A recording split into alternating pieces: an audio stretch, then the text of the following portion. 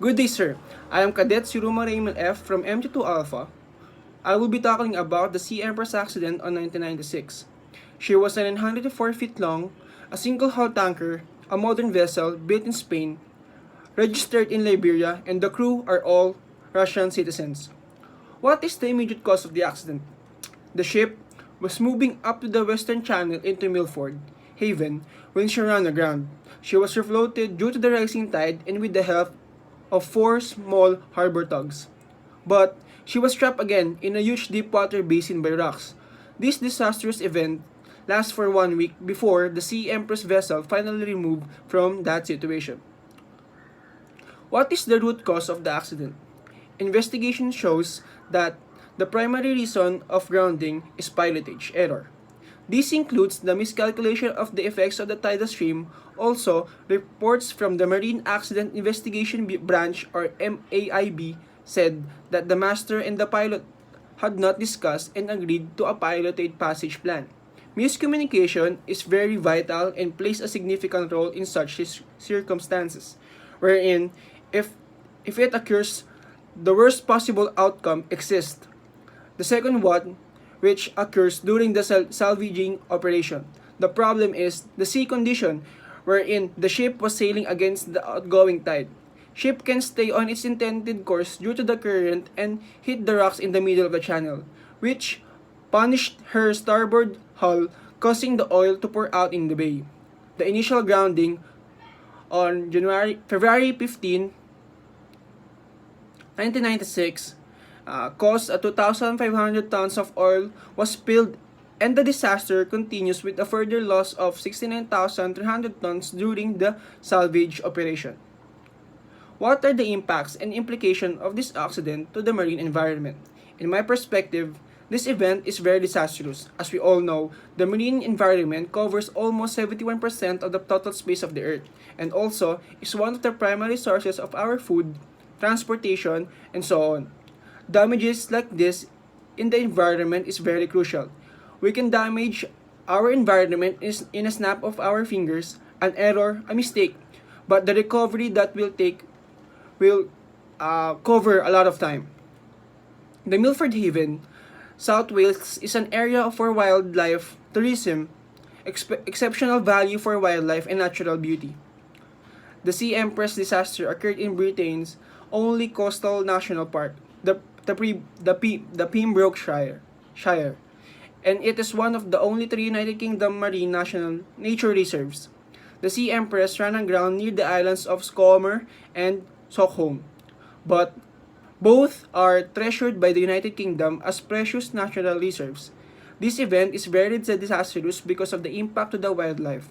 According to the Countryside Council for Wales or the CCW, over 70% of the released guillemots is a type of a seabird, died within 14 days. Just 3% survived 2 months and only 1% survived a year. According to the Old Wildlife.eu, states that the main spill area affected 35 sites of the special scientific interest and 7,000 old birds washed ashore following the spill, though it is likely that the total number of birds killed was several times higher than this. We should do our utmost best to prevent these accidents to occur. In the future, efficiency and maximum precautions is a must. As a human being, we should keep in mind that we can never turn back time to make things right. So, what regulations of the specific MARPOL 73-79 Annex are violated? The violated regulations are the following. Regulation 4, Exceptions. It is stated that the discharge into the sea of oil or oily mixtures resulting from the damage to a ship or its equipment. Hence, the Sea Empress is not an exception in line with this negligence. Regulation 15. Control discharge of oil. It is stated that the discharge in special areas shall be prohibited except when all the following conditions are satisfied. The conditions that are met, hence, this is a violation. Regulation 34. Control discharge of oil. Still, will also fall under Regulation 4 states that there would be no exemption of the rule. Regulation 37. Shipboard Oil Pollution Emergency Plan. it is stated that the procedures and point of contact on the ship for coordinating shipboard action with the national and local authorities in combating the pollution. The Empress vessel, especially their crew, failed to react accordingly based on the emergency plan that they have also shows a clear violation of the regulations. Authorities also prove that the Empress vessel crew truly lack on cooperation regarding on how they will help the local authorities in combating the pollution. That is my answer for our case study. Thank you, sir. God bless. Hi, I'm Cadet Ardina Jong, and today I'm going to discuss my case analysis about the tanker vessel Empress that went aground on Milford Haven, February 15, 1996, causing one of the UK's most largest oil spill in the history. So, what is the immediate cause of the accident? Based on my analysis and reliable sources to the case of tanker vessel Empress, the immediate cause of the accident is due to human error, particularly in the captain and pilot's part.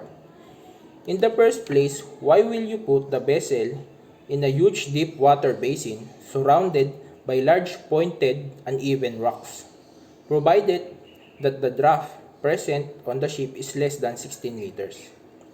Plus the fact that the water, plus the fact that the weather present in that area is not good, making the ship pushed off its course by current and went aground.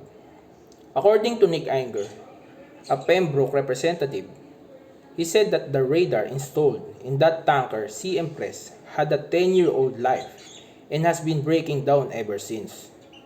Yet we all know how plays a vital part in ship's operation and how this equipment is very important for the navigators. We can also include the failure of tugs to respond in the accident. Lack of tugs means lack of power. So there are many factors to consider why this accident happened, but for my investigation, the root cause of the tragedy is due to miscommunication between the officers on board and the port authorities, including harbor master. Negligence of duty by the officers to keep the ship out of possible dangers. Inadequate maintenance of the ship, causing the equipment to not work properly, just like the radar. The construction of the ship with its single hull tank.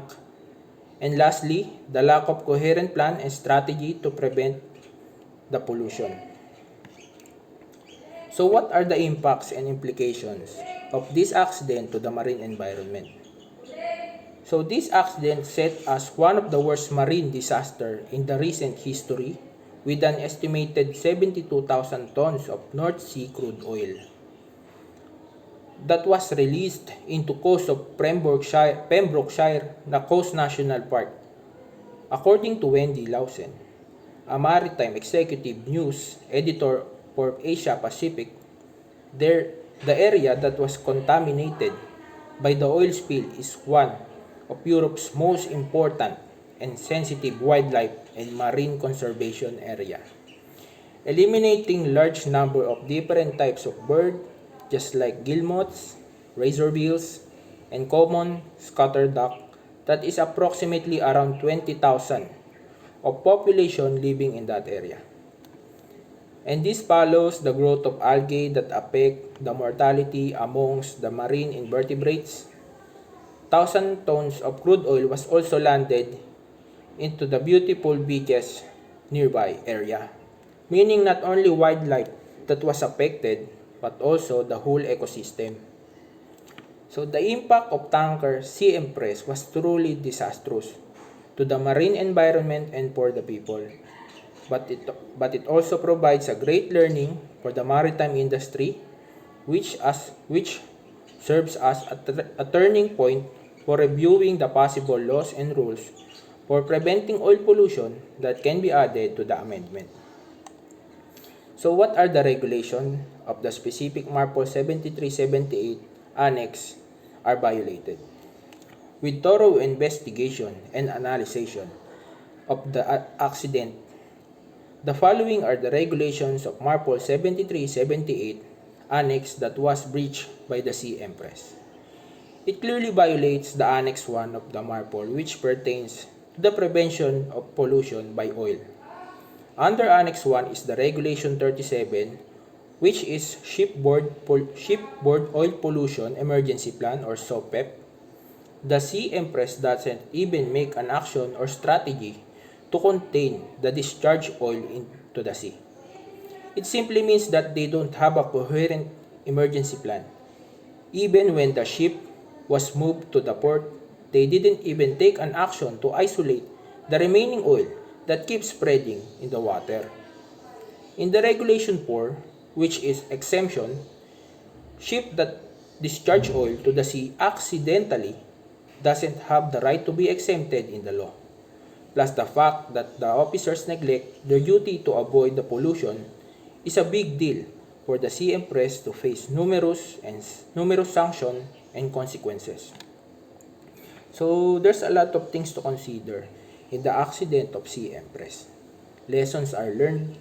We must always obey rules and regulations provided by the maritime authorities, just like the MARPOL 73-78, in order to prevent pollution at sea by oil and help the maritime community to work essentially and safely. So that will be my case analysis. Thank you.